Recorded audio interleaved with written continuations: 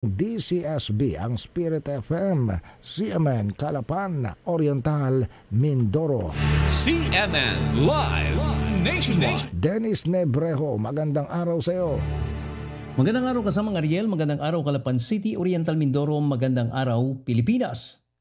Ginunita ng sambayan ng Marinduqueño ang ika-125 anibersaryo ng labanan sa Paye sa Sitio Paye, Barangay Balimbing, Bayan ng Buwak kahapon, Hulyo at 31.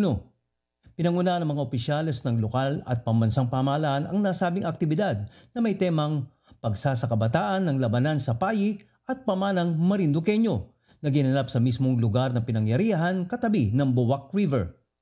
Sa nasabing okasyon, sinabi ni Marinduque Governor Melesio Go na handa niyang pondohan ang lugar ng 25 milyong piso para pagtayuan ng magandang bantayog ang mga hukbong Marinduqueño na nagbuwis ng buhay para pangalagaan ang bayan at may sakatuparan ang minimithing kalayaan.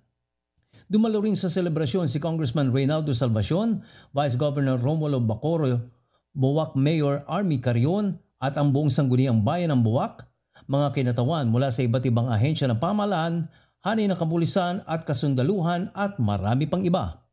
Magugunita na ang Battle of Paye ay pinangunahan ni Captain Teofilo Navarroso Roque, ang mga sundalong Pilipino laban sa hukbo ng mga Amerikano na pinumunuan ni First Lieutenant William S. Wells noong ika-31 ng Hulyo taong 1900 na kung saan may 2 sugatan at 2 nabihag na hindi natukoy ang pagkakakilanlan. At yan kasama ng Ariel ang nakalap nating balita sa oras na ito. Ako si Dennis Nebrejo ng CMN Spirit FM 104.1 Calapan City, nagulat ng live para sa CMN Pilipinas.